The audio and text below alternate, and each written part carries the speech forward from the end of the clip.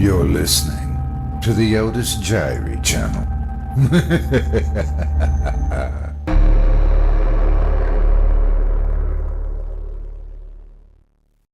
Cruel Clarissa by Rachel Worsnup, performed by Otis Jiry. "Are you almost done packing?" My mother yelled up from the bottom of the stairs. "Almost," I crawled back as I quickly stuffed a pair of flip-flops into my already bulging duffel bag. It was the summer just before my senior year of high school, and I was due to spend 2 weeks visiting my uncle in Northern California. Uncle Henry had moved to Santa Rosa shortly after his wife, my Aunt Clara, had passed away from ovarian cancer. We all thought the fresh start and change of scenery would help get him back on his feet since he was struggling with depression after my aunt died. My uncle has since remarried and now lives with a younger woman named Marie and her 8-year-old daughter, Clarissa, neither of whom I've ever met before. "Danielle, is it time to go? Your father and I can't be late." I finished zipping up my bag and grabbed my purse before heading down the stairs to meet my parents, who were anxiously waiting by the door. My parents were going on a cruise, which was departing out of a port in San Francisco, where I would be then taking the car to drive to my uncle's. After locking up the house and loading our bags into the car, we started on a coastal drive from our home in Oregon to San Francisco.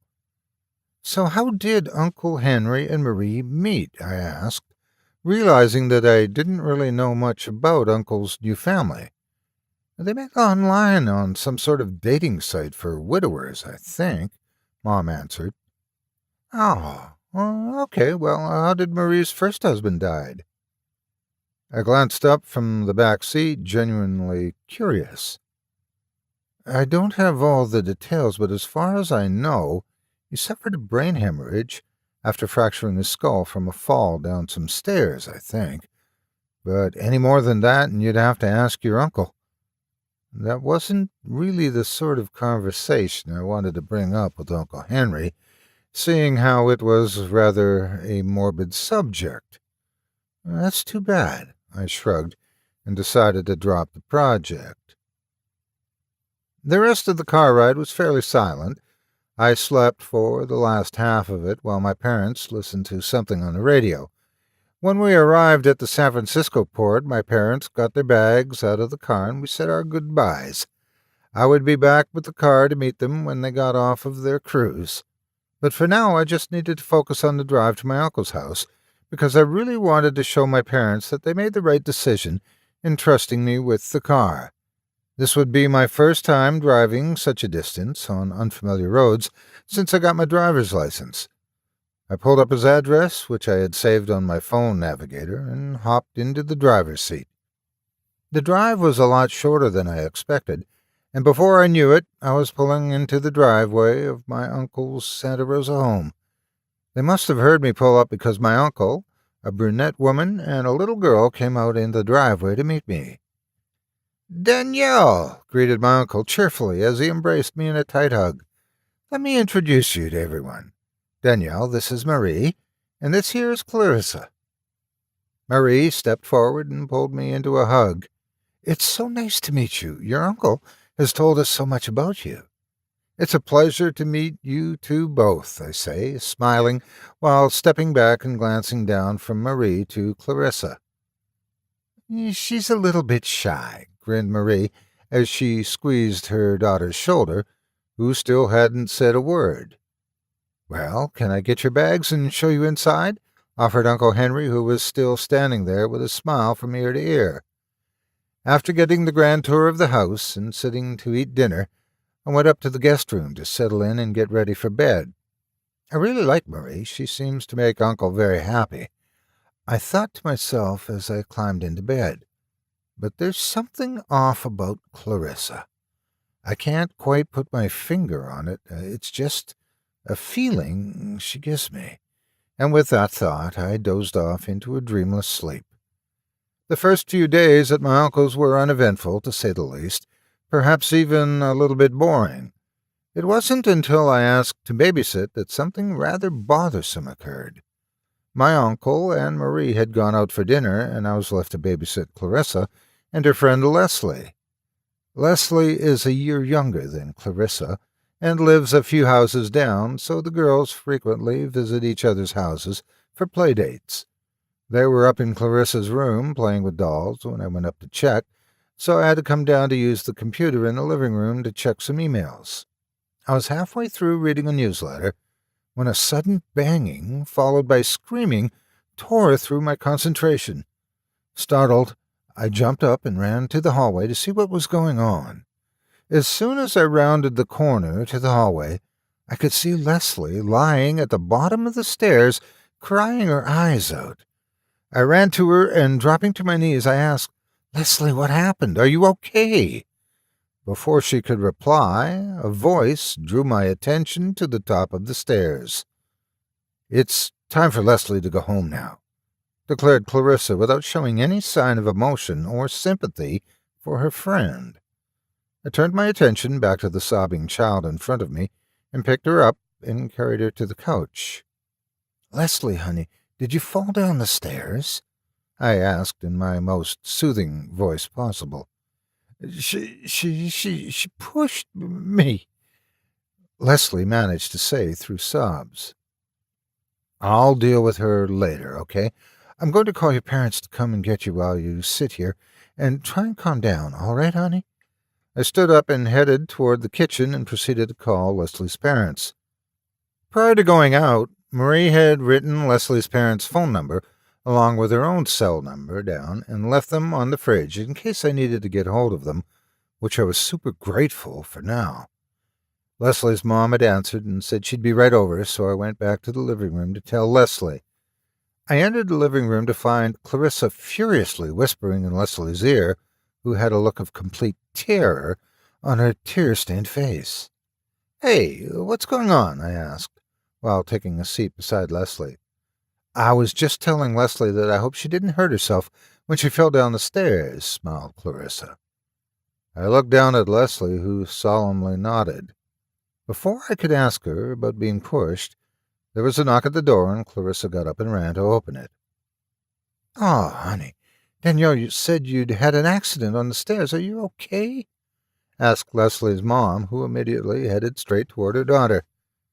"I fell," sobbed Leslie as she began to start crying again. Her mom picked her up and thanked me for calling her on their way out the door, to which I simply nodded and shut the door behind them. "Clarissa," before I called her mom, "Leslie said you had pushed her. So what were you whispering to her when I walked in to make her say she fell?" Clarissa glared at me. "Leslie's a liar. She fell," shouted Clarissa before stomping back up the stairs and slamming her door. I was already late by the time my uncle and Marie got home, so I decided not to mention all the details surrounding Leslie's visit until the following day. Bad move on my part, because the following morning my uncle told me that Clarissa had woke up crying with stories about how I had been a terrible babysitter and accused her of hurting her friend even though Leslie had told me herself that she fell. Shocked, I tried to respond and tell them what really happened, but he cut me off and told me he didn't appreciate me upsetting his family like that and how Clarissa would never do something so heinous. The days following this event were rather uncomfortable, and I got nothing but the cold shoulder from Marie and evil glares from Clarissa. It was around this time that I noticed several of my belongings had gone missing, and I had a sneaking suspicion that Clarissa was to blame. I was too afraid to say anything for fear of being told to stop accusing Clarissa again, so I would just have to wait for an opportunity to search her room in secret. That opportunity came on Sunday morning while my uncle, Marie, and Clarissa went to church. I said I wasn't feeling well, so I could stay home and get my things back out of Clarissa's room. I waited about 15 minutes after they had left and begun my search. After going through her entire room, I had found some quite disturbing things, but only 2 of the several items I was missing. The most disturbing things I found were various family pictures, which were hidden under her mattress. All the photos had the faces scratched, burned, or torn out of them except for the faces of Marie and Clarissa herself. 2 of the photos were of the 3 of them at my uncle and Marie's wedding, but scribbled across my uncle's face were the words "die" and "burn in hell." Part of me wanted to take them and show my uncle, but I already knew he would never believe that Clarissa was capable of that. She can do no wrong in his eyes, and I would more than likely be accused of trying to make her look bad, so I left them alone and planned to email my uncle about their location after I was home. That way, if he didn't believe me or got upset with me for whatever reason, at least I wouldn't be subjected to any more awkward family dinners. While I still had time before they arrived home from church, I decided to search my uncle and Marie's room also, which to my shock yielded the rest of my items. Had Marie been taking my things? And if she had, what was I supposed to do about it? I couldn't tell my uncle that I thought his new wife was a thief, especially not after having him believe Clarissa over me. I decided that I'd just have to keep most of my stuff locked away in the safety of my car. After all, I only had a few more days left. My last few days went by incredibly slow and seemed to drag on, but finally the morning came to say goodbye. I could tell that Marie was thrilled to see me go because she was in the best mood I'd seen her since the day I arrived. "Thanks for coming," she said, smiling in the fakest tone imaginable. Uncle Henry held his arms out for a hug. "Nice having you here, kiddo."